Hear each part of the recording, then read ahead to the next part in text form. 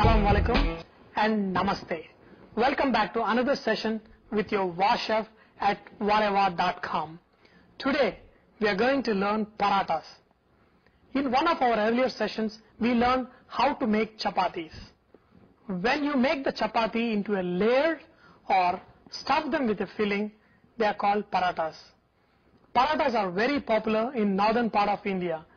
You can make parathas into such a wholesome meal by adding your favorite nutritious filling. You can make literally thousands of varieties of parathas. One important thing to remember when you are making a filling for a paratha is that all the ingredients in your filling should be either be minced or grated fine. Mincing makes it easy for a soft filling to be evenly distributed between the thin layers of the dough so that it is easier to roll your paratha.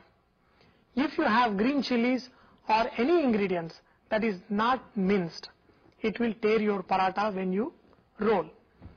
Let's make the dough for paratha. We can make the dough in couple of ways. The first is the same as chapati dough. You can look for that recipe in the chapatis videos at whatever.com. The second is same as chapati dough. The only difference is that you first add oil to the flour and add water and knead the dough. Add salt and then add little oil.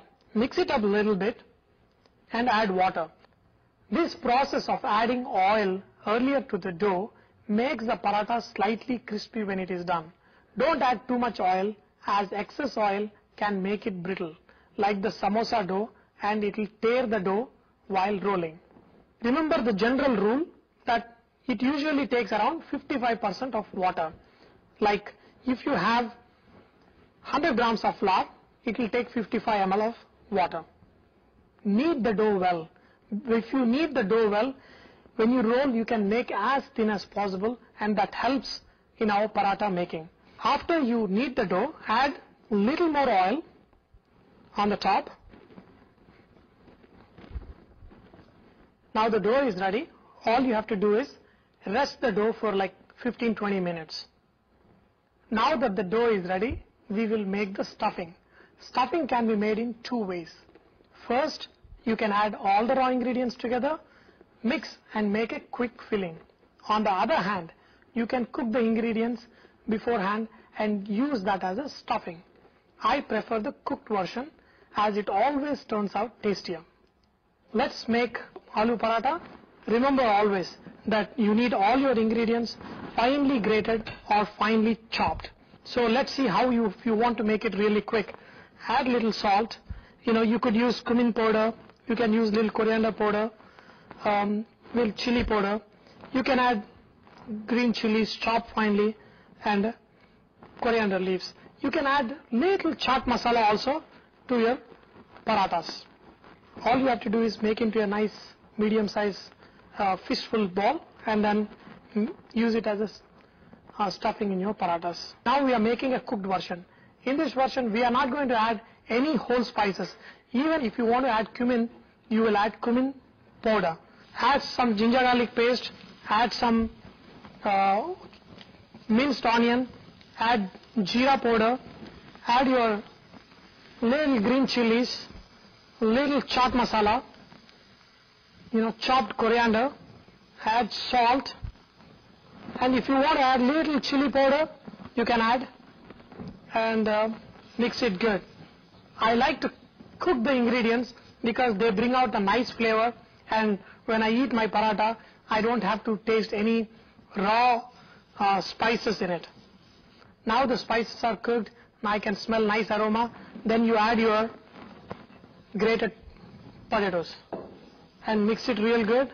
You don't have to cook this potato mixture because potatoes are already cooked. This smells really different from uncooked potato mixture to a cooked mixture. The cooked mixture always tastes better. You mix your cooked potato stuffing, add few drops of lemon juice. That will add a very nice flavor to your stuffing, and when you cook your parathas will taste really, really good. So let's make the paratha now. All you do is take the dough, make into a long shape and cut into equal sizes. If you want bigger parathas, you can cut them bigger. If you want smaller, you can cut them little smaller. I always like to cut because you get equal portion, equal sizes.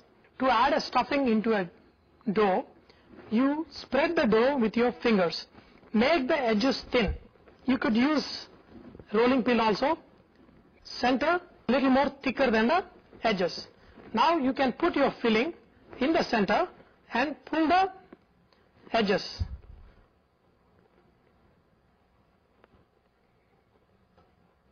It is necessary to seal the edges. You can do this by gathering the edges together at the center and twisting them together so it seals the stuffing inside, leaving an even layer of the dough all around. I love making my parathas with more stuffing. Sometimes I make my parathas with double the stuffing. Now, to roll, evenly press on all direction. See, this is the easiest way to make your paratha.